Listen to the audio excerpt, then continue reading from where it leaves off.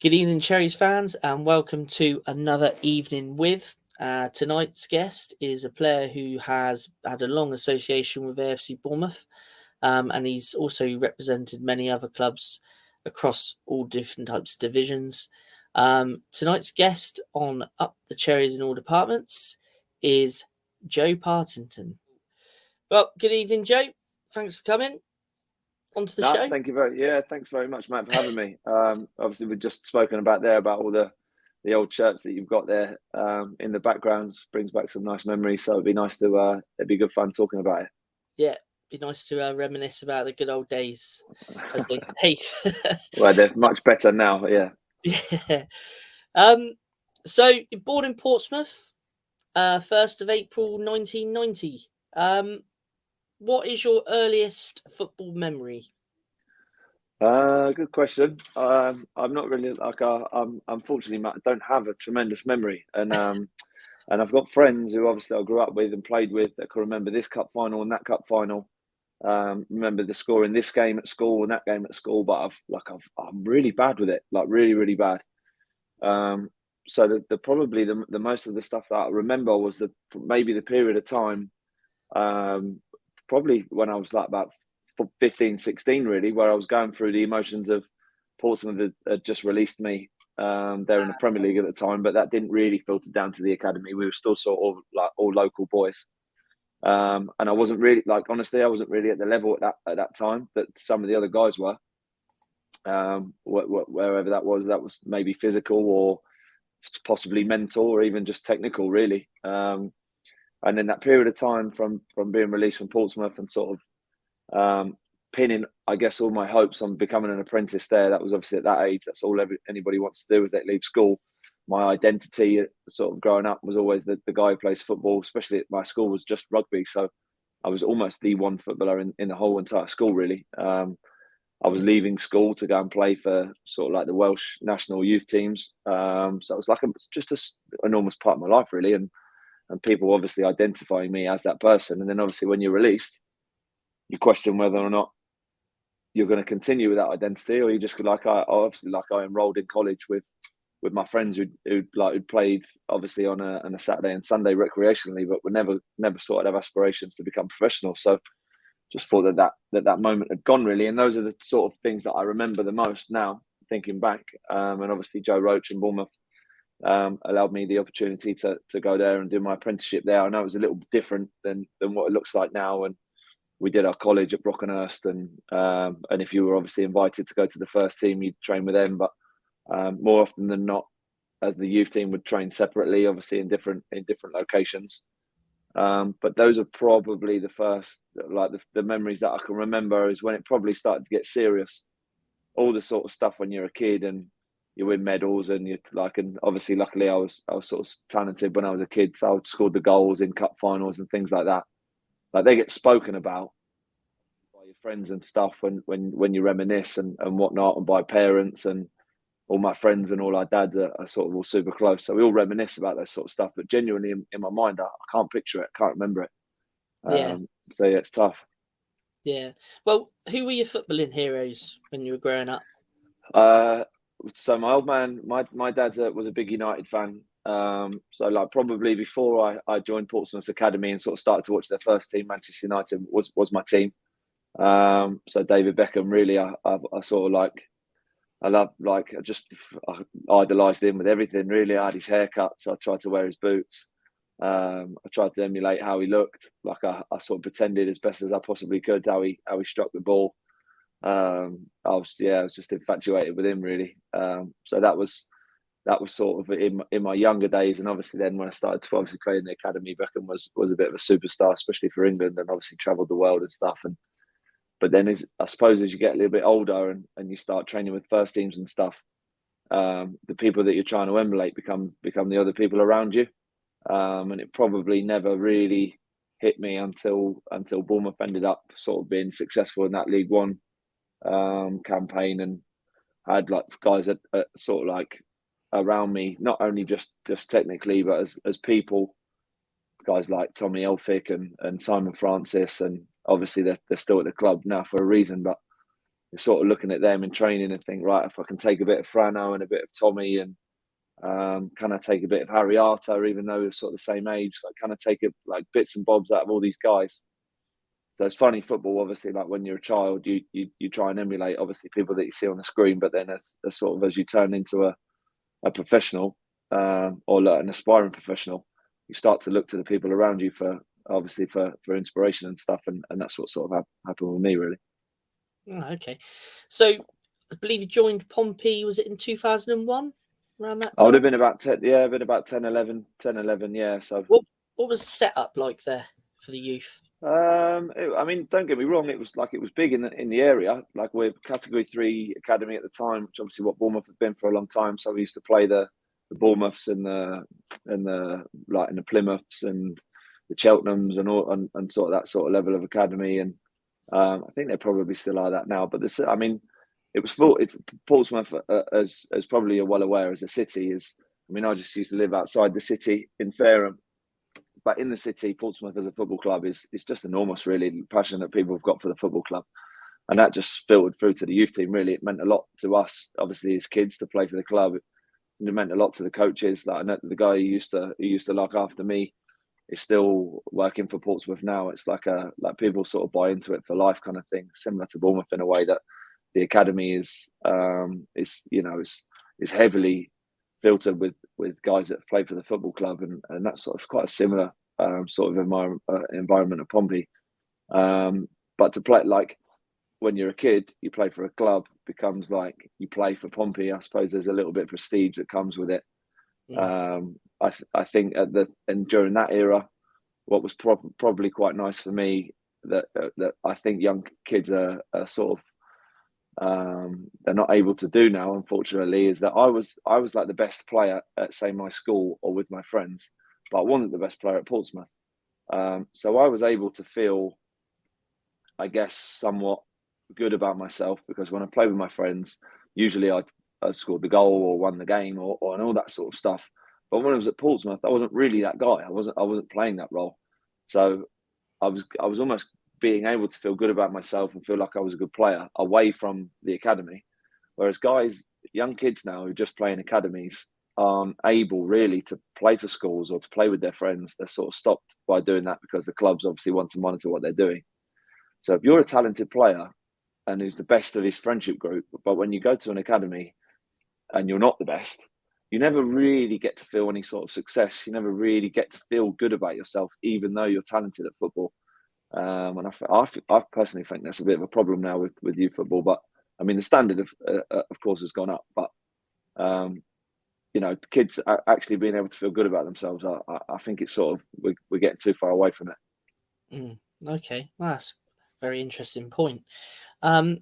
Just while we're on talking about Pompey and youth days there, can you remember any sort of like best players or decent players that went on to make a career out of the game that you played with at that level? Yeah, I mean, a guy that I'm still close with now, obviously, who had a big input in Bournemouth success. I was in the same age group as Matt Ritchie, and we sort of started playing together when we were 5-6 years old, and people knew from a very early age that he was talented. He always used to play sort of in years above.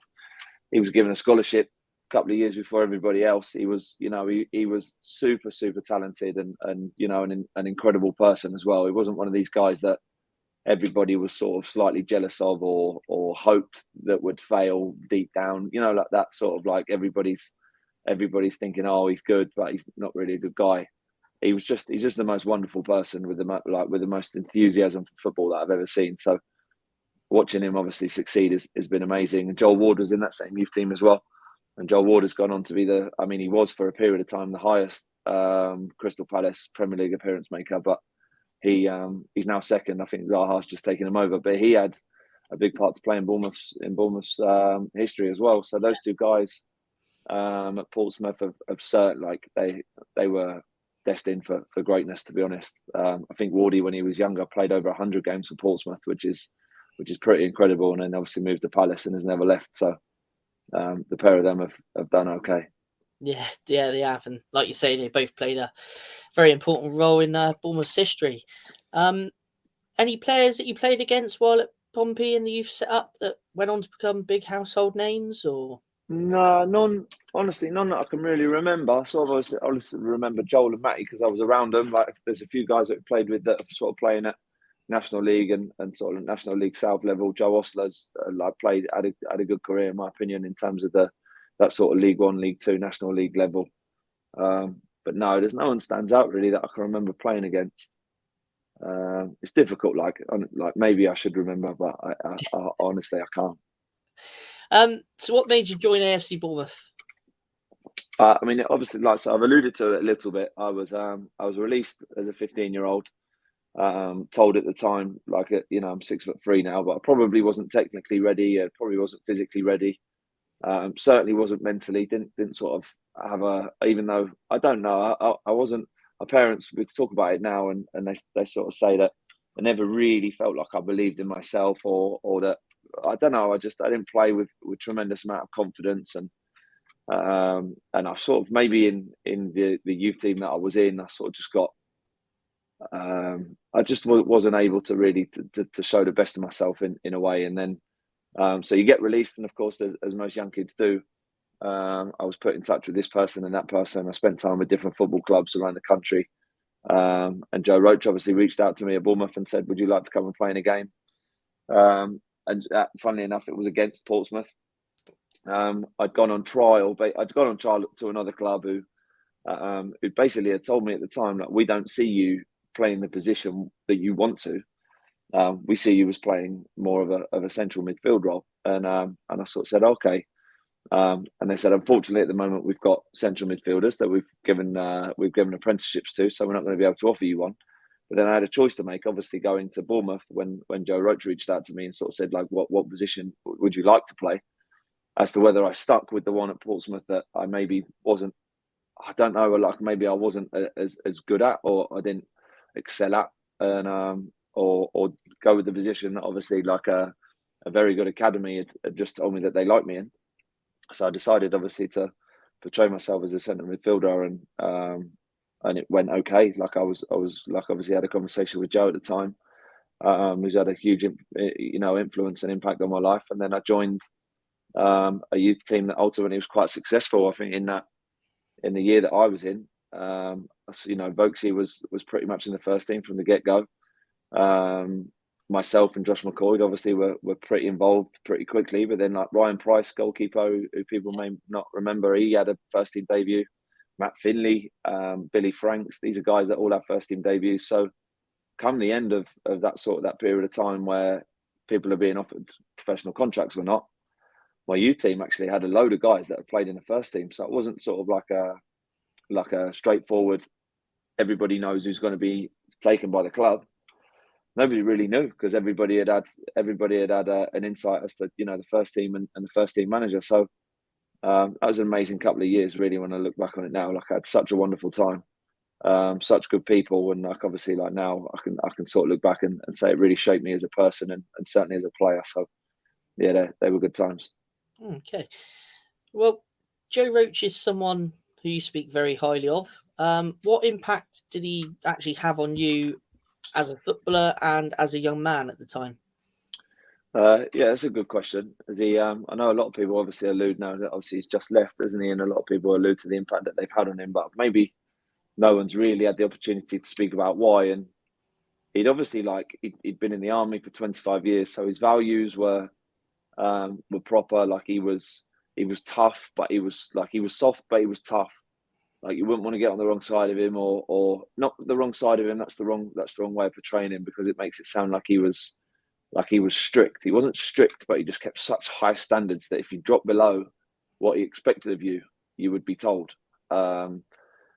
He did like training standards were high. He knew, like he'd obviously had insight into the first team and knew what it took to be able to play at that level. So I mean, every day. Don't get me wrong. Like we had a great time. We had a really, really good group of players. In terms of like socially, we love one another. We had a great time.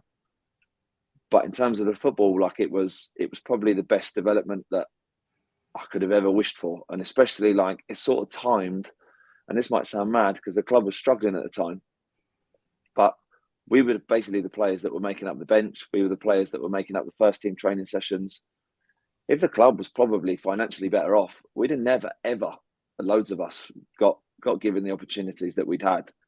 So actually the club suffering at the time for us, in hindsight, and we didn't realise it at the time, but in hindsight, it was probably the best thing that could have happened, really. And I think Joe knew that. I think he knew that as opportunities come, like we were right on the edge of being involved. Mentally, he managed to build an enormous amount of resilience in us that obviously that things don't always go your way. He was the first person really, especially in games. Like we'd play games sometimes. We obviously had a talented youth team, and if we were winning comfortably, without telling you, he'd take someone off the pitch. So we'd play with 10. And it sort of take everybody about 5-6 minutes as to realise that what's going on? Like, why is he not there, or why is he off there? And he was trying to always trick you into thinking, like, into feeling uncomfortable, or if something's easy and you look comfortable, I'm going to make it hard. I'm going to challenge you constantly. That was mentally, physically. We were all fit. And by the way, this was a time when he was actually in the gym with us and could lift more than us, could run harder than us. Like he used to obviously do demos and he could play. Hope he listens to this because I'm sort of gassing him up a little bit too much. But no, he shaped a lot of us, and that's not just my age. That's years above me. Obviously for many years below me. And he was, I think, a lot of the guys that have come through the youth setup at the club, and there's obviously in the academy building, there's pictures on the wall of everyone who's made debuts. And Joe Roach has had influence on every single person and every single player. So he's a wonderful guy. Yeah, definitely. So as we've just touched on, the youth team at Dean Court at the time consisted of some names that obviously went to progress on within the game. Obviously Sam Vokes, Josh McCoy, who we've mentioned. When you were playing alongside those players, did you think at the time that they'd go on to have the careers that they had? You never really know. Like, honestly, you never really know. You never know how close people are to really smashing it. I mean, like when we were in League One, would I have said that Steve Cook, Charlie Daniels and Simon Francis, Harry Arter, Tommy Ilfick, Lewis Grabban would all become established Premier League players? Like, there's just no way to know it. Like, would any of them? It's like funny. Would any of them have been bought at that point by a Premier League club? Possibly not. But then all of them have got over 100 appearances in the Premier League. Like Charlie Daniels has scored one of the best goals, or if not the best goal, against Man City the club's ever seen. Like Cookie scored one at Fulham that's not far off that. Yeah. Like Frano went from being somebody who Charlton, obviously were a big club at that level, didn't want to obviously keep, to being the captain of a Premier League club. It would, like, the guys just went to another level. It's just incredible, really. So did I know that any of them were going to amount to what they did? No. Do they deserve it? Like, absolutely. Like, just to say that Josh McCoy has had a wonderful career. Now at the moment, obviously he's going through something, and he's just like some measure of a guy. Like he's such a good person, who's able probably, and in that sort of that, maybe, that upbringing with Joe and how he's all shaped us as people is just sort of like Josh McCoy is sort of a picture of that, really.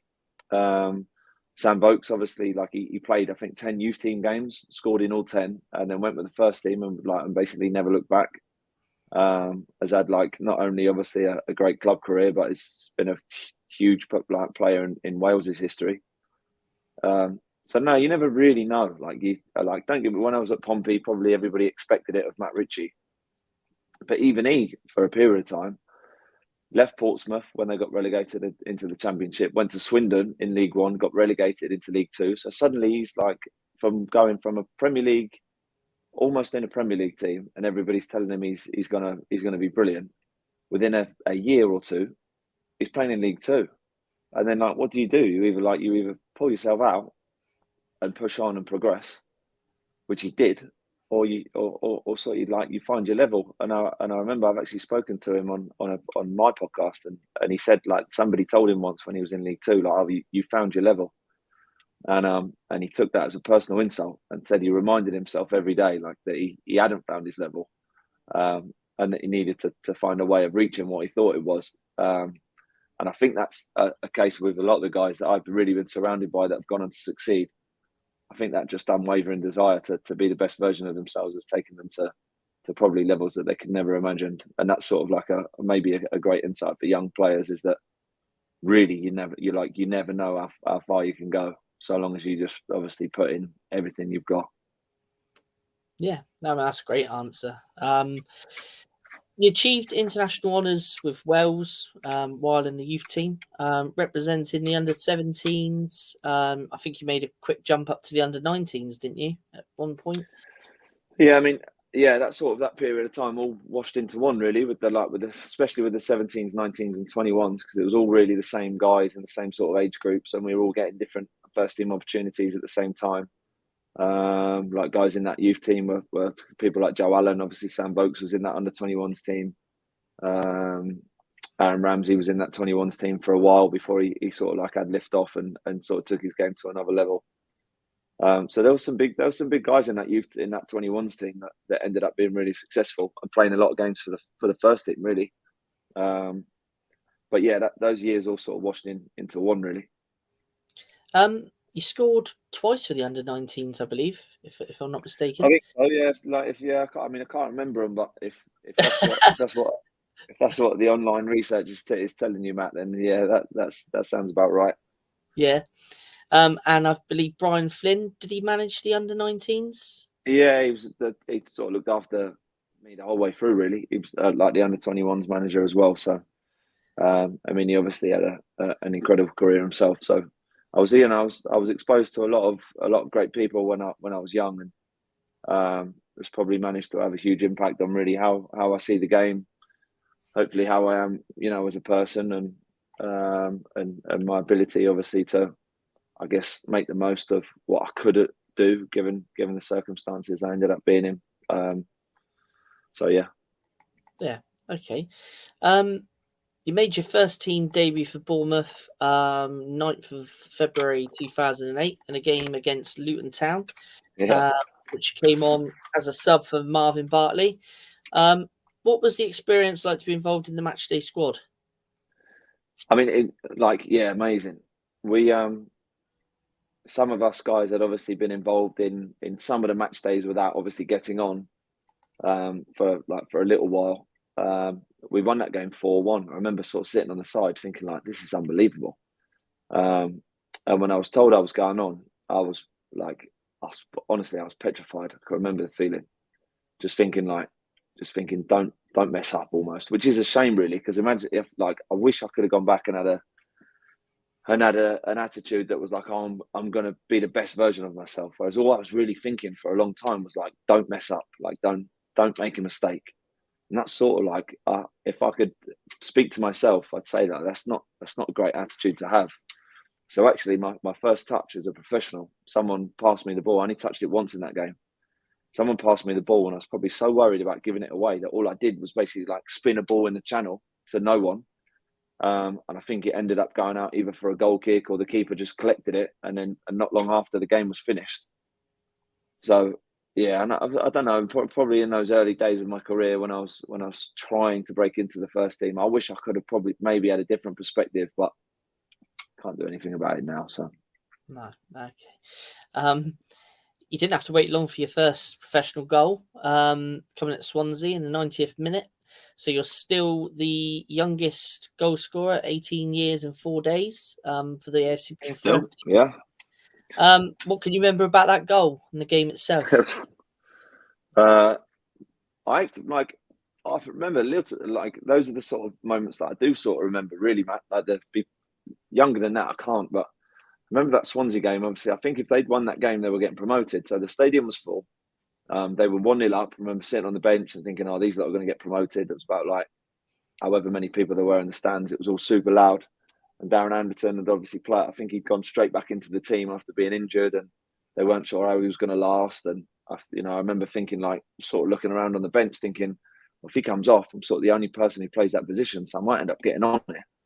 And I did. And from me, obviously, like when you're told to go on, it's given your duties as to set pieces on and off the ball. And I remember the manager or the assistant, must have been Rob Newman at the time, said, corners, just got sort of go and get yourself in the middle, like make yourself a nuisance. And I sort of remember just thinking, like, just young, obviously, he's just trying to be as busy as possible. And I think I was just kept moving left and right, or up and down. And the corner managed to just land perfectly on my head.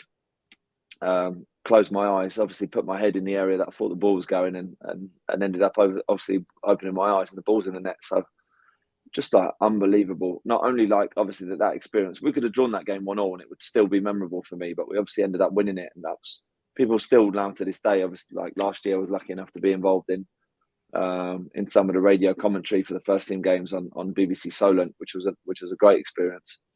And they actually played back. It was like the 10-year, is it 10? Maybe further than that. Like a bit older than that now. I'm 33, so it might even been like the 15-year anniversary of that goal.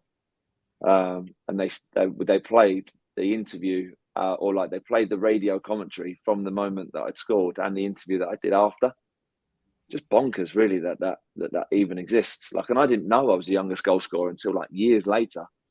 And I was reading a programme before the game. I think it was like, and I actually remember the moment. It was AFC Wimbledon away when I was obviously with Bristol Rovers. I remember reading like, oh, Bournemouth's youngest ever goal scorer. And I was thinking like, am I actually that? Because it like, I'll tell you what, mate, like as stats go, like I've got nothing else really to my name that is any good. But when people say like, and don't get me wrong, I don't sprint around the streets telling everybody, but when people ask me like, oh, like, what's probably the best thing you've done? And I say, oh, youngest Bournemouth's ever goal scorer. It's actually a bit of a nut stat. So hopefully the average age of Bournemouth's debutants are getting older, and I might have that for a little while longer, because it certainly gets me a couple of free pints in the pub, that's for sure. That's a good accolade to have, isn't it? So just after your first goal, you signed your first pro contract in May 2008 alongside Ryan Price, the goalkeeper you've just previously mentioned, and obviously Josh McCoy. What was that feeling like? Because that's obviously fulfilling every boy's dream, isn't it? Signing your first pro contract. Yeah, it was quite. I think maybe relief more so than anything.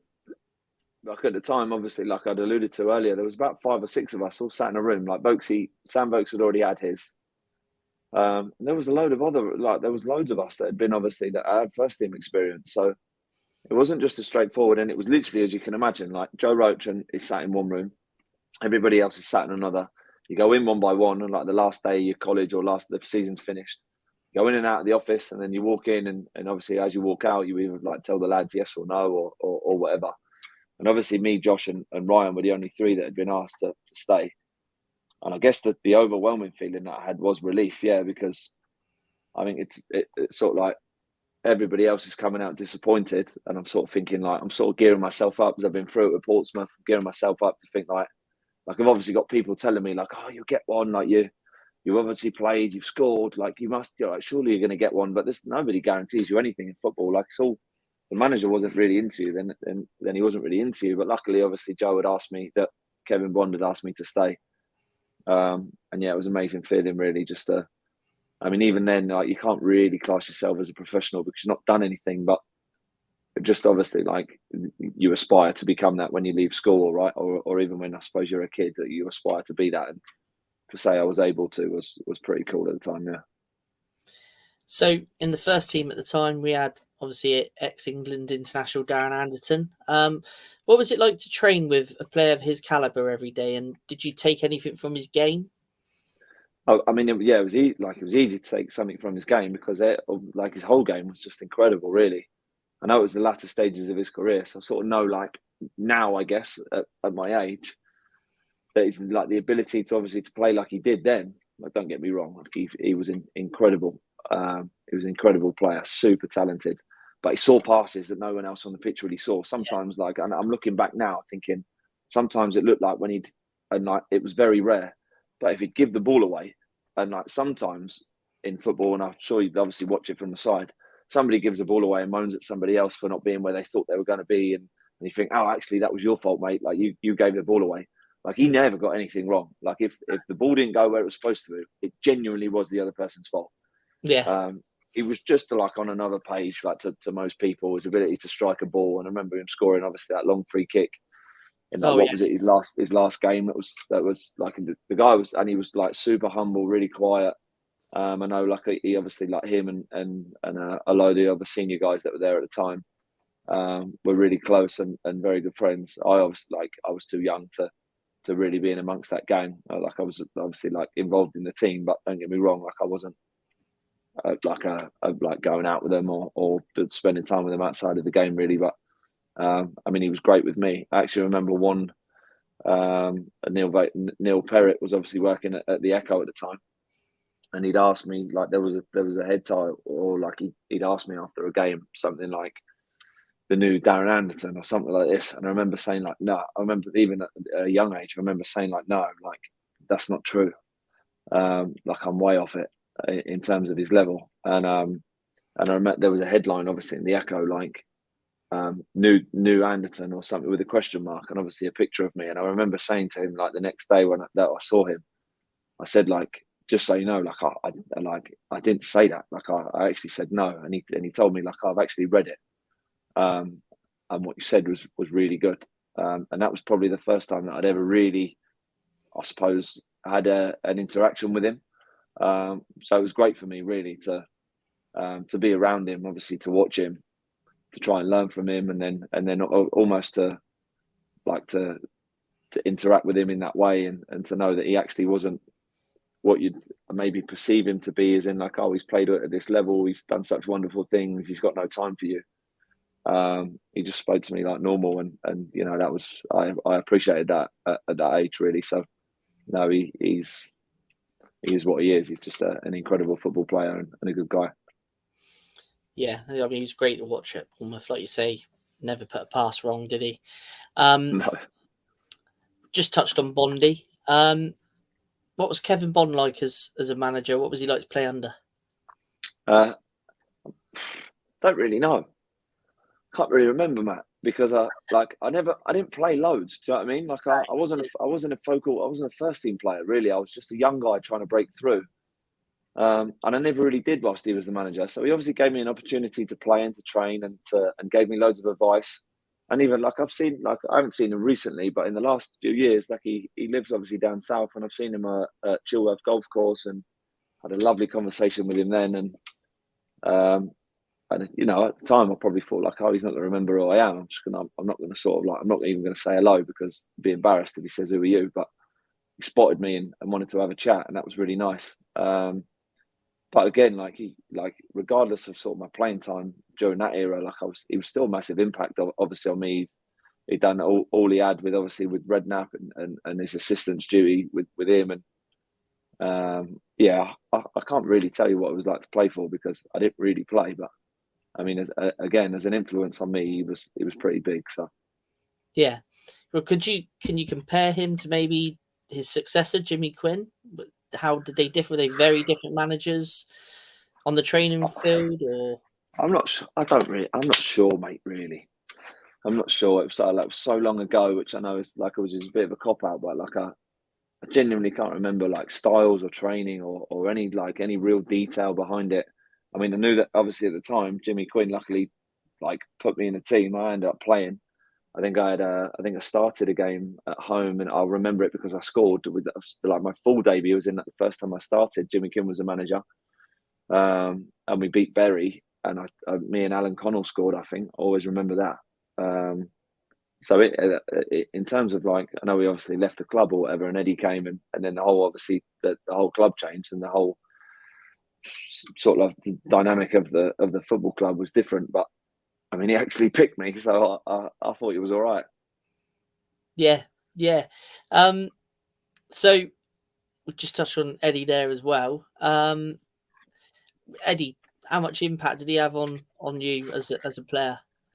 Like infinite, really. He was actually the youth team. He was the youth team. He was the reserve team manager and first team coach when he first started. Before obviously he had the job. Yeah. So I spent like countless amount of times with him, really. When he was like, you could say like, just his relentless passion for working on a training pitch and practicing and extras, and just that unwavering professionalism, like to be like, no, this is how it is. Like you sort of you dedicate your whole life to it, or you don't do it at all. And there was actually a period of time, possibly maybe a year after that he took over, where I thought I was doing okay. I thought I was in sort of like training well and performing okay. Obviously in the games or in the moments that I had to play on the pitch. And I remember sitting down with him on a couple of footballs on the training pitch, and I was travelling in from Portsmouth at the time with Lee Bradbury and Sammy Igo were at the club as well. And in our car school, I couldn't afford at the time. I wasn't I wasn't on any money really. I couldn't afford to drive every day on my own, so I had to travel with the guys. And they obviously had like young teenage kids who were finishing school and stuff, and they had to get home for their children. So I remember like most days training would finish, and obviously they were at different stages of their career to me, and they would say, Parts, come on, let's go, we're getting in the car. And obviously, like I would say yes, otherwise I wasn't getting home. And I remember having a chat with the manager one afternoon, and he sort of asked me like, how do you think you're going? Or after training, how do you think you're going? I sort of said like, oh, I think I'm doing okay. Like I'm not far off. I don't believe I'm far off playing. He said, and I remember him saying, you're so far away from playing, like I cannot tell you. He said, you don't stay after training. He said, like I don't see you in the gym. He said, I don't think you're doing anywhere near enough to maximise the potential or the ability that you've got in any way. And I sort of said to him like, oh, I was obviously taken back, surprised. It's never nice when somebody obviously rips you apart like that. But I sort of explained to him that I'm not able to drive in on my own. Like I would love to stay, but I sort of have to go home, otherwise I'm not able to get in and back. And so he arranged for me to move into digs, which obviously, like as people know, is when you obviously join like another person's family, they open their house up to you and you have a room and stuff, especially when you're a young guy. And I was in digs like the week after, and it completely sort of changed my perspective on my training, on my football lifestyle in general. And don't get me wrong, like I never really made it into to be a consistent player in Bournemouth's first team, but it certainly had an impact on how I trained, on the level that I was at, on how the manager treated me, and my relationship with him was much better. And yeah, it sort of really shaped, even when I'd obviously left the club and joined other clubs, like what sort of the standard of being a professional looks like. And without that moment, also without that conversation, I probably never really had known that. Yeah, that's a real good insight. Eddie brought Steve Fletcher back to the club. How important was that at the time? What was he like in the At the change? time, yeah, I mean, he was obviously a big character. Like I was still probably too young, really, to realise what sort of a big character in a changing room was, or what he could do. Especially with the style of play we had at the time. Like he was not only an important person, but an important player. And at the time, I probably was never really aware of that. I probably just I didn't really know how to break down like the tactical side of the game. I didn't know, I wasn't obviously an outspoken person in the changing room, so I wasn't able to. I wasn't really conversing with him in a way. I was just sort of turning up, doing my best, and seeing where it took me really. But obviously, years later, when the -17 video and stuff like that, and you're getting an insight into obviously the first team players at the time and how they felt and what sort of impact Fletcher had on the club and on the manager and stuff. It's it's nice, obviously, that I'm a part of that era. I wasn't heavily involved, but I was still involved. But for obviously Fletch coming back, I didn't realise at the time, like I've said. But I mean, looking back in the club's history now, it's pretty obvious how important it was. Yeah. The Grimsby game, the game which we managed to secure safety. You remember much about the emotions amongst the team that day? None really, mate. No. I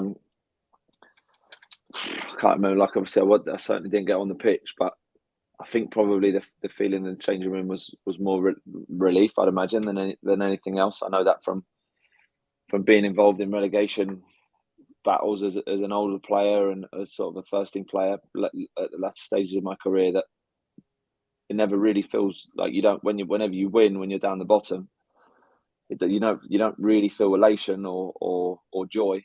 It's more relief, and you think oh, we're getting ourselves out of a position that we've got ourselves in.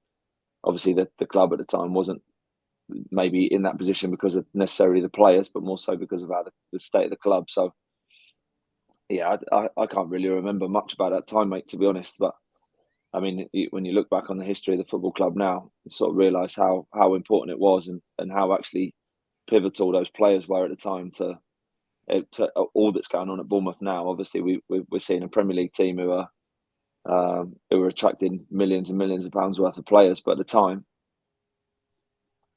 there was none of that. So no, it's obviously incredible, the journey, and I know a lot of people speak about it, but maybe that era of the team. Not from the inside, as I know that everybody in Bournemouth appreciates that era of obviously of the club, but from the outside looking in, no, I don't think anybody really understands the importance of that sort of those moments and that era. Yeah, that's a very good point. You had a loan spell at Eastbourne. Eddie sent you out on loan, I believe. Was that for game time or to Yeah, I think so at the time. action?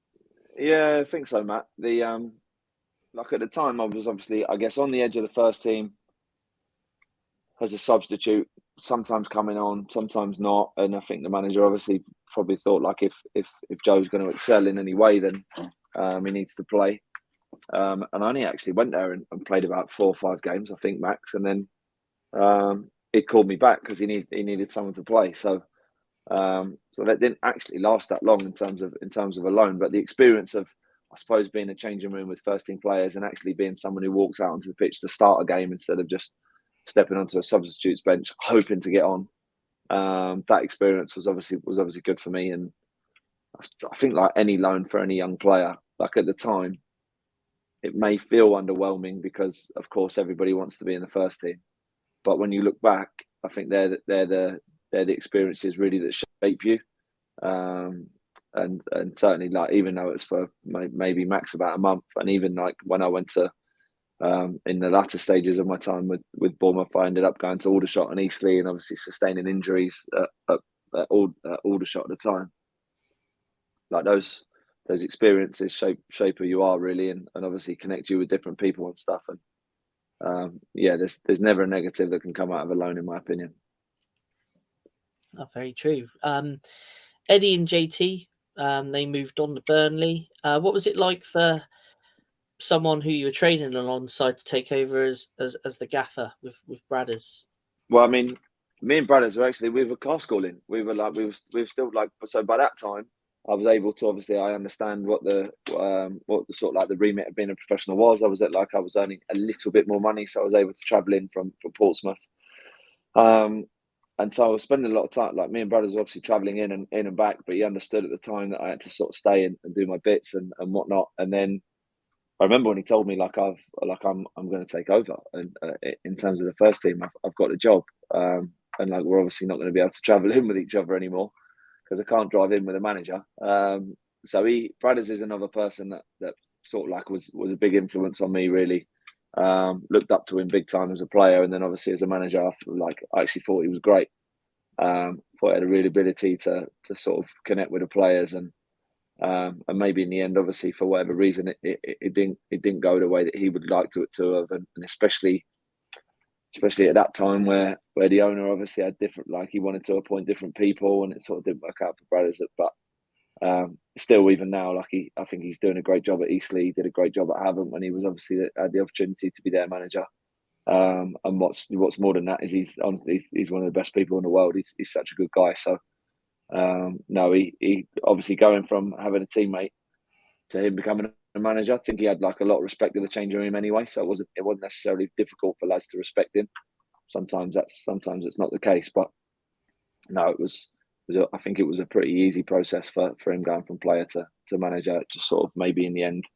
But having said that, they obviously got in the playoffs and I think lost on penalties to Huddersfield that one year that he was manager, and then the next year maybe didn't go as well as he would have liked it to have. But there's still some players from Bradders' era that obviously that say like Danny Ings, for example, like he'd never have gotten an opportunity to play if Bradders didn't play him. So there's a lot of guys in that era of the football club that have gone on to do really well. Yeah. The 2012-13 season, you were allocated the number 6 shirt. Was that a request, or were you just handed that? I asked him. Yeah, I asked him. I asked the manager at the time. Obviously, Marvin left, and he'd been such an amazing player, and I sort of felt like I was so desperate to bridge that gap between being like a squad player to being a first team player. And I remember thinking that a number held quite a lot of weight. So as soon as Marvin left, I messaged it, like I called him the next day, and and sort of had to G myself up to do it. It's sort of like a bit of a nerve-wracking thing to do when you're sort of younger. And when I was younger, I was about 21, 22 maybe at the time, and I thought, like, I've just got to do it. Like, if you're going to obviously try and break into the first team and be a player that gets picked every game, like this could be a big moment. So I think Brothers almost probably, when I asked, thought or saw the statement that I was trying to make, and accepted it. And then obviously latter stages, when I had that number, like with Brothers, unfortunately, obviously I got injured.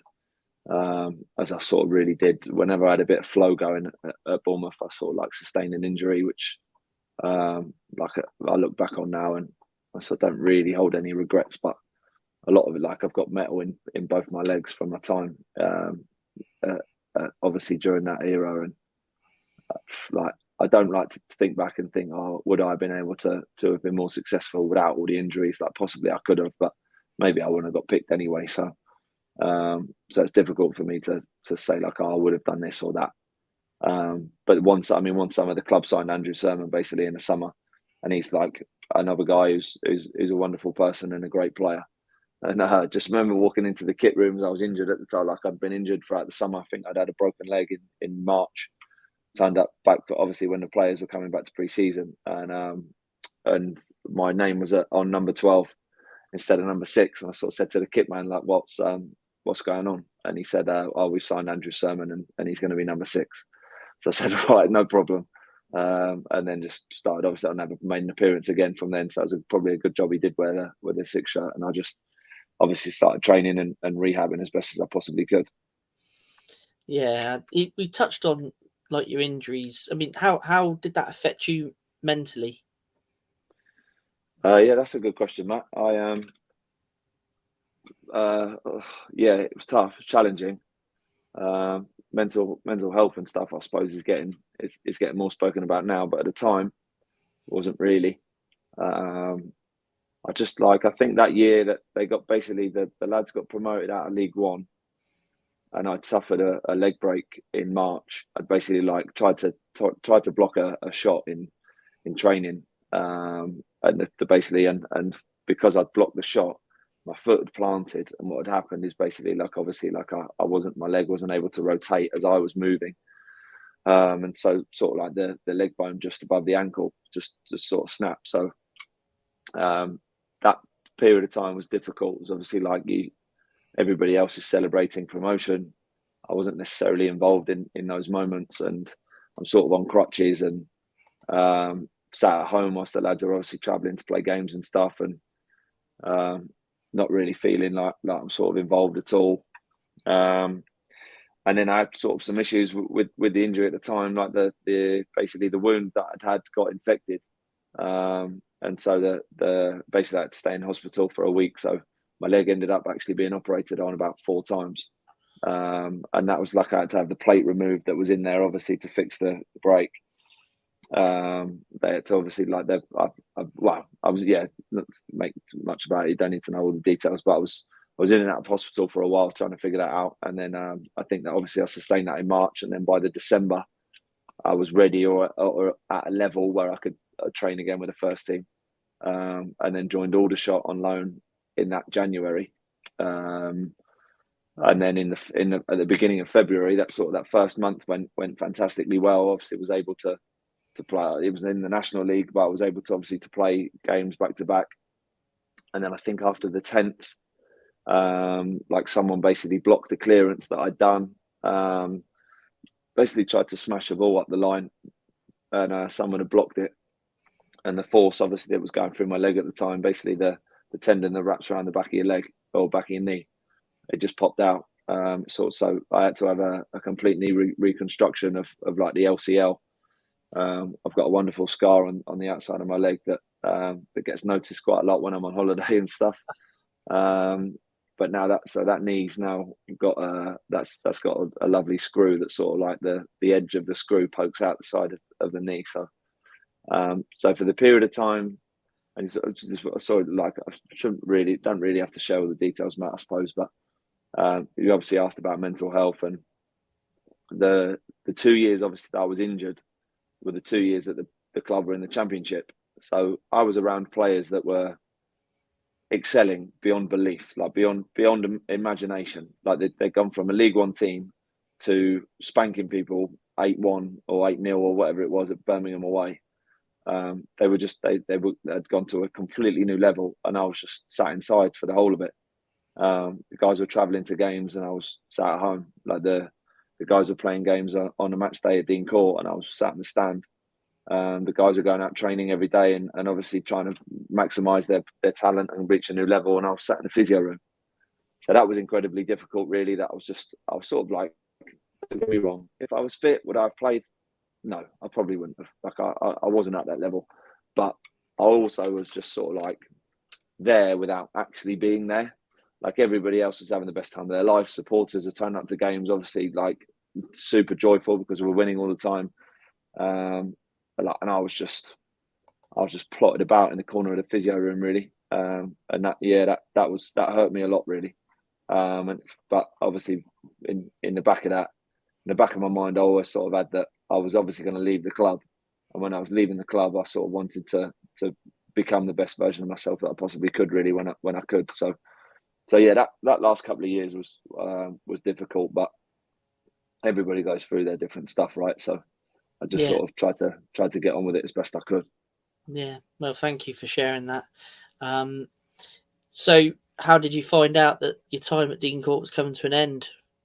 Well, it was. I mean, don't get me wrong; they just got promoted to the Premier League, so I just didn't turn up. But no, I shared obviously a lot of time with the manager, and at no point did I ask him, "Am I staying or leaving?" And at no point did he say, "You're leaving." I walked into his office at the end of the season that they'd been promoted to the Premier League. I myself had just been involved in a playoff campaign at Eastleigh, which is still to this day the highest that they'd finished. We finished third, I think, and ended up getting beat in the semi-final. And I just shook his hand and said thank you. Like it wasn't a big deal. I wasn't like necessarily upset about it. The club was going in a direction that I wasn't at the level at. And even though I was there for 8 years, obviously youth team and as a first team player, like it just wasn't really a thing that we needed to say to one another. Really, just thanked him for the impact he'd had on my life, and then got in the car and drove home. Really, and sorted myself out from there. Yeah, when you were at Eastleigh, you signed permanently for Eastleigh eventually, didn't you? After the loan spell. Yeah, that's right. And then Bristol Rovers showed interest, which I believe was a record transfer fee for Eastleigh. It wasn't a lot, but yeah, I suppose at the time it might have been. Yeah. How did all that materialise? Yeah, it was fun. It was funny, really, Matt, because I didn't really have an agent at the time. I'd gone to Eastleigh, and like the guys that were looking after me were great, but for whatever reason, just went to Eastleigh and just didn't have anyone to work with, really. And so I'd spent a whole season. So that whole first season at Eastleigh, I was there from start to finish, and then it was the season after that I'd basically turned up. After that year, I'd done okay. Like I won every award somehow, and then came back, and the manager had asked me to be captain. So sort of like obviously it was a much lower level than I guess what I'd been at, but I was excelling, and I obviously had an important part to play. It was the first time that I'd been a key member of a team, and that was it was really nice for me, especially after like what I'd been through, I guess, previous, and just not feeling like I was involved at all. Well, I wasn't involved at all. And then in that January, like I was sort of, because I was doing okay, I guess I had different people that wanted to talk to me, and different agents, and one of the agents had told me that, oh, I'm going to put your name like in a paper or whatever, or like in a non-league thing about like that there's interest for you from these clubs. And I sort of said, like, oh, like, I don't really feel comfortable with that. Like, I don't really want to be the player that people are like, oh, there's a rumor about this guy going here or there. I was like, if something happens, it happens. But until then, like, I'm all right. Like, I'll carry on doing what I'm doing. He was like, no, trust me. Like, this is the way to go. And in the end, like, he obviously posted. I don't know when it went live, but I remember we had a game on a Tuesday night, and the team we were playing against, like, I remember it quite well. The striker of the team that I was playing against said, like, oh, are you going to such and such? And I said, like, oh, I don't know. Like, I'm really not sure. And he said, oh, oh, I saw it online earlier. And I sort of never really knew that anybody looked at those kind of things. And I sort of felt like it was a bit cringe that I was involved in it. And then I ended up basically had the Wednesday off of the game. And then on the Thursday, as I was driving into training in the morning, I had a call from obviously a number that I wasn't aware of, but I didn't know. It was a Bristol Rovers manager who, up until that point, I'd never really heard that they wanted to sign me or anything. And the manager asked me if I'd like to go. Like, the release, like, I know Eastleigh might have said it was a record or whatever, but there was a release clause for X amount of money. It wasn't massive, to be honest, and it's probably the only reason why I ended up being able to leave, because it wasn't that big. But I mean, Eastleigh were incredible for me, and I love that club. They're full of good people. But yeah, so the Thursday morning, the Bristol Rovers manager called me as I was on my way to Eastleigh training, and then on the Thursday night, I slept in a flat that I stayed in for the next 2.5 years. So it was like it was done really in a day. I still didn't have an agent. Like, me and my dad ended up doing that deal, and something that he's proud of still to this day, that he was able to live his life of sort of a football agent for a moment. But no, that was a strange time really, when you change football clubs and stuff, and it's obviously a nice feeling to be wanted and for someone to want to sign you and to spend, albeit what was maybe a couple of quid for you to play for their club. And over the next couple of years, he had a really good time. In Bristol. That's again another club that when you go down there, and obviously when you play them, you sort of understand the scale of what they're doing, and full of good people as well. So I've been really lucky actually with the sort of places where I've been, and the connections that I've made in football, and that was a big part of my life, really, going to Bristol. So what was the main memories that stand out from your time at the Memorial Ground? Main memories, I mean, like the match day experience at the Memorial Stadium is unreal, really.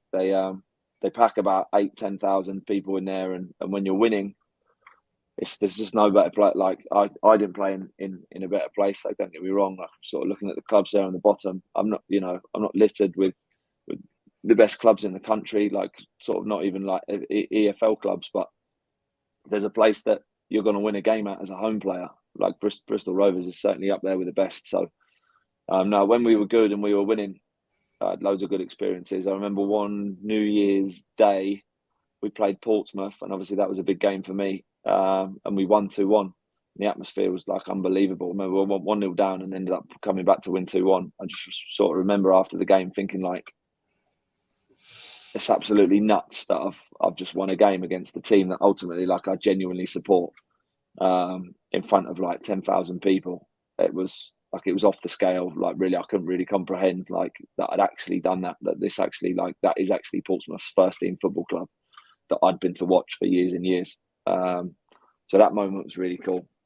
I actually had quite a good season the year after, and even though it might not be much to some people, I came third in sort of like the Player of the Year award, and third for a defender at the time. Like, obviously, like the more attacking players, like, one of them won it, and I was never really going to win, but people acknowledged that I played well, and so even though, like, I actually do have an award that says third place Player of the Season, and I swear, like, I actually am proud of it, because it was sort of a nice reflection of how I'd played. And as most of my career, like, I'd ended up leaving Rovers because of an ankle injury that needed surgery. So, but I mean, in the moments where I was in the team, it was just a wonderful place to be. After you left Bristol Rovers, I believe the love affair with Eastleigh continued a little bit. What was your final spell at Eastleigh like? I mean, it was strange in the end because of all the COVID stuff. Obviously, that was during that period of time. But Ben Strevens was the manager, and he was a teammate of mine, obviously, from when I played there the first time. And he told me what he was trying to do, and I just it was going to allow me to live like I was living in London. Like I had a house in London at the time, sort of still here now. Me and my girlfriend hadn't lived with one another. We've been together for a while, but because of football, we were always away from each other and stuff. And she was traveling to Bristol, and I was traveling up and back from London all the time. And Eastleigh was going to, I was going to be able to travel in and back there, every day. And Strevs is a great guy. And, it just sort of fit at the time. That first year, we were probably a little bit underwhelmingly average. And then in the next year, the season after, we were 1 point off the playoffs. And that was like, we were so close, so close to doing something positive, but sort of just couldn't get over the line in the end. But that was a really good year. We had a really good team. And so, yeah, my memories obviously was a bit strange because of all the COVID stuff, and you go in and out of training and all that sort of stuff. But no, it's a great club. Like even now, it's a great club. All the people are still the same. Like most of the people are the same. The supporters are still the same. The team's obviously got no investment for Stuart Donald coming back, and they're looking to obviously to progress this year, and just hope that they do really well. Really, I'm always looking out for them. After Eastleigh, you moved on to Bromley, where you had a great cup run and a Wembley appearance in the cup final. Yeah. What was the cup run like? I mean, the cup run at the start. So for people who don't know the FA Trophy, it's sort of similar to, like, I guess the League Cup in a way that at the time I was sort of in and out. Like I was in that Bromley team, and then as always, like I end up sustaining an injury, find yourself out of the team, and those FA Trophy games were actually an opportunity for me to play at the start. So first couple of games were probably spent with a couple of the guys who hadn't been playing in the first team and the youth players, and suddenly you win a couple of games and it becomes a little bit more serious. So like more first team players are playing in each game, and so I played in every game of that competition in the build up to the final, and had a huge part to play in it. Really, I'd scored goals in it, scored penalties in it. Like I'd captained the team in a couple of the games. And then building up to that final, I've probably obviously thought like my whole life really has been spent being around people that are successful and not really feeling it myself. Like I was at Bournemouth for every promotion up to the Premier League, but never really can't hold a winner's medal and think like that I actually deserve it. Like I got close to playoff like finals with Eastleigh. I got close to playoffs with the second time at Eastleigh, at Bristol Rovers. Like we were sort of like a mid-table team. I'd never really felt like elation, and I felt like that this cup final was basically going to be the moment for me that I'm gonna hopefully feel that. And basically the day before the game, Wrexham obviously were a great team at that level, and they play with a certain style. And the Bromley manager had decided that he wanted to go sort of super defensive. Ultimately, super defensive might be a bit of a cop out of me saying that. Look, what he wanted to do, he just decided to go in a different direction than playing me. So he played another player who's don't get me wrong, he's a great player. And I was just so devastated. I was devastated for the whole of that Saturday, the whole of the Sunday morning, just thinking like this is another moment that other people that I'm teammates with or other people at my football club are going to feel like that joy and elation, and I'm not going to get any of it. Like I'm not embarrassed to admit that I didn't care. Like I didn't care what happened in that cup final. Like I wasn't even bothered if we won or lost. It didn't matter to me because I sort of was so upset that I wasn't playing. Like I had 35 like friends and family there. I told them all the day before not to come.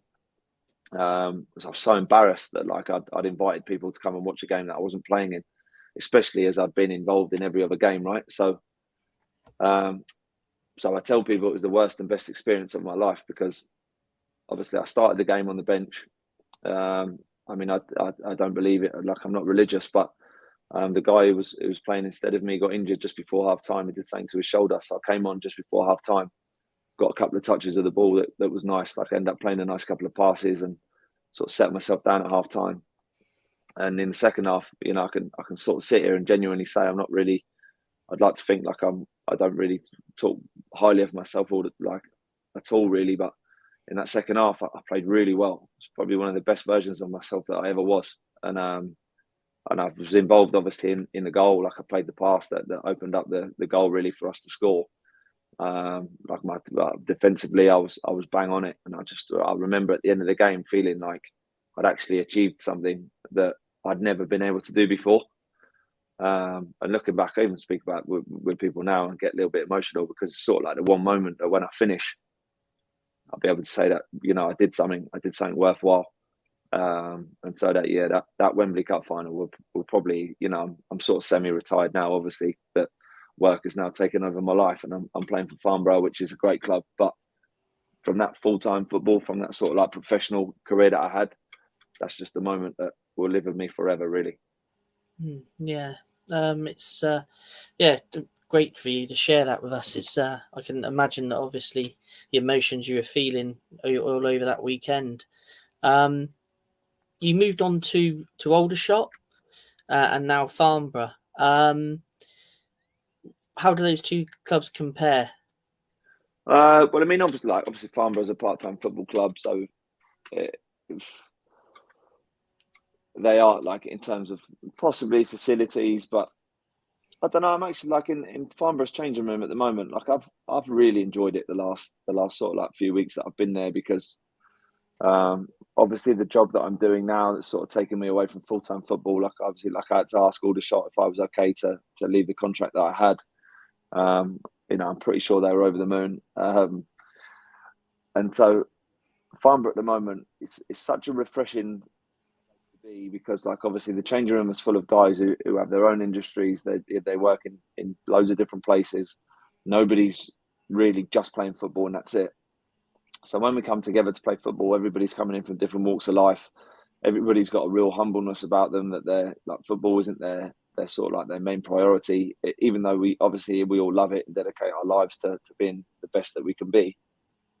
It's sort of like it's secondary almost to work, if that makes sense. And it's just a really nice environment to be in, really, in sort of the stage I'm at in my life, where it's really just been taken over, obviously, by this job that I've got, and I'm absolutely obsessed with it, really. But Aldershot was a good football club. Like it's obviously like an ex-football league team that is going through different bits and bobs. And Mark Molesley was the manager, so I was eager to sort of try and reconnect with him. And like many of the stories sort of in my football career, I had a bit of a knee injury that sort of saw me out of I played the first 3 games, had a knee injury, missed like the next 2 and a bit months. And by the time I was fit, Moles had obviously lost his job and just didn't really work out in the end. And then obviously that last season was mostly like I've alluded to, like just trying to stay up, like just feeling relief every time we'd won a game. And we were in and out of different managers and had about 40 different players. It's just like, so I mean, I hope they do well this year, but last year was a bit of a struggle. And I'm looking forward to competing for Farnborough this year. Really, again, I said I'm lucky that I've played for a lot of football clubs that have a lot of good people, and Farnborough is full of them as well. So it's going to be interesting. I'm looking forward to obviously combining what I'm doing now with football, and that sort of take the next part of my life off, really. Do you watch much of Bournemouth these days? Yeah, I mean, last year I was like I sort of mentioned it earlier. I was invited a couple of times to watch the guys play and to do the co-coms on the radio with Chris Temple and Willow, and that was a great experience, really, getting an insight obviously into all that, how all that goes. And so I watched them against Brighton, I watched them against Chelsea. Unfortunately, got beaten both of those games. And I remember thinking after the Brighton game that it was, that they were really going to have to pull something out of the bag to get themselves out of trouble. And they did. So, I mean, fair play. The back end of last season was incredible, really, because I mean, personally, honestly, from watching the games, I didn't see it coming.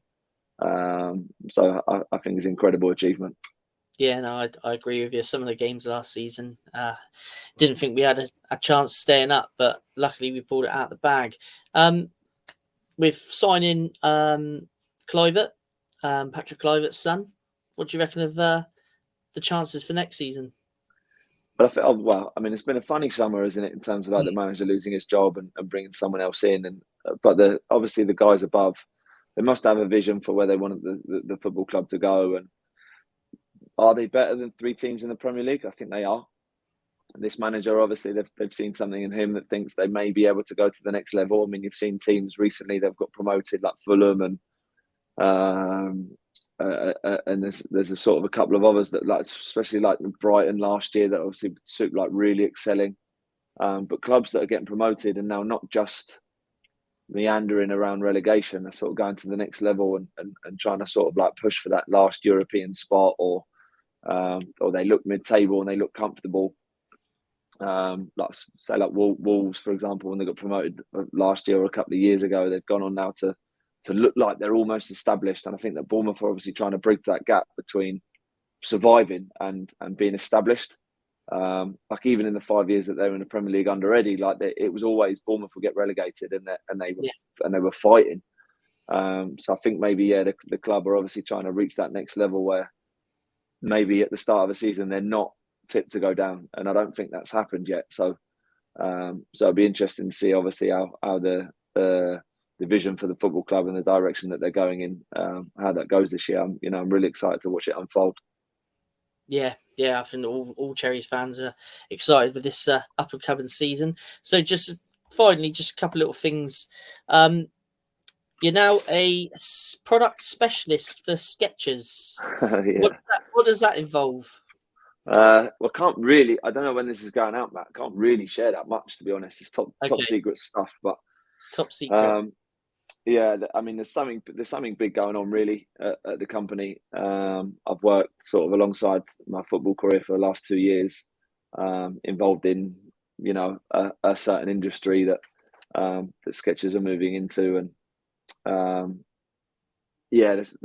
sort of bordering on the line of giving away information and not, but all I suppose will reveal itself over the next however many months. And moment. But I mean, it's just an incredible opportunity really for me to I mean, don't get me wrong, look, the football club's on the bottom. Like, I can't stop playing football and not work. Like, I have to obviously do something. I've had a lot of plate spinning whilst I've played to make sure that the transition from playing into working is smooth as it could be. Like, it's actually a big thing that a lot of players obviously go through, and it's something that I've been aware of for a long time. So I've worked really hard on the side of playing football to have something that I can move into, and this has sort of presented itself as, and it's taken over my life really. So it's super exciting. Like, I obviously I don't want to share too much, but it's really exciting. It's going to be pretty big. So we'll see how it goes. Yeah, so we'll keep our eye out on that then. So, and finally, so far 371 career appearances, scoring 17 times. You look set to add to that tally next season. But tell us about your podcast. I mean, so the podcast is called Leave No Doubt, and it basically sits alongside a platform called ePerform. The two sports scientists, one of which is sort of like the head of. Actually, I'm not sure I'm even allowed to share that, so I probably won't. But the two guys basically are sports scientists who want to offer people the opportunity to gather information that a sports scientist would give them at a club if they don't have access to one, that sort of stuff. And this podcast basically sits alongside that platform as a real life example of what players are going through, what coaches are obviously going through, what sports scientists are obviously working with their players on, nutritionists. We've had conversations with managers, agents. Like, we basically cover all topics sort of in football, with the view of trying to help other players improve. So I'm well aware that not only players will listen to the podcast that we record. There's going to be a lot of fans that just want an insight into what goes on behind closed doors, and to sort of like players' journeys and how they felt and stuff, similar to the conversation that we're having now. Yeah.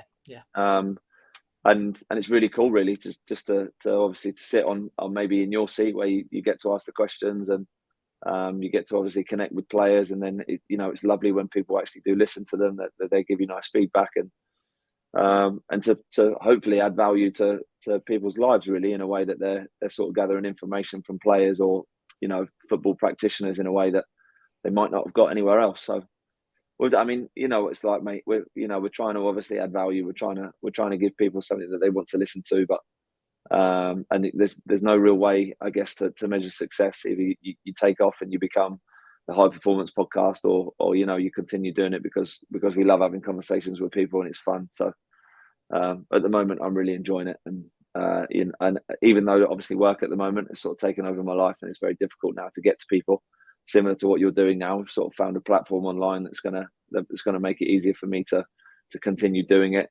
Maybe not in person, but no, it's great. Similar to you, mate. I have a great time connecting with people and chatting about football, and it's really cool to sort of see where it might lead to. Yeah. Well, I hope it continues to go well for you with the podcast, your new career, and the rest of your playing days. Well, thanks for joining us on the channel. It's been an honour to have you on, and it's been fantastic to learn more about you as a person and as a player. Thanks, Matt. No, that was cool, mate. That was really nice. I appreciate it. I hope that people obviously still or continue to log into the conversations, and that the first team do very well this year, and you've got a lot to not only speak about but cheer about as well. Yeah, let's hope so. Yeah, definitely. Let's hope there's a lot more cheering next year. And there we go, Cherries fans.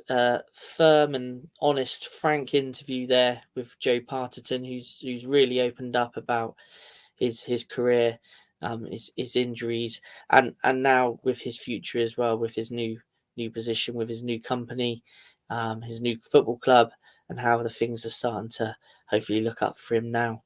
But it was a great honour to sit there and have a conversation with Joe. It was really honest and frank. I thoroughly enjoyed it. It was lovely to learn about him as a guy and as a player. Hope you all enjoyed watching it. Stay tuned to the channel. Obviously, we've got cherry picking coming back. We do have our fancy football league up and running. And also, we will be having more interviews like we've had this evening with Joe. So, yeah, please stay tuned to the channel, subscribe, like, and stay tuned to Up the Cherries in all departments.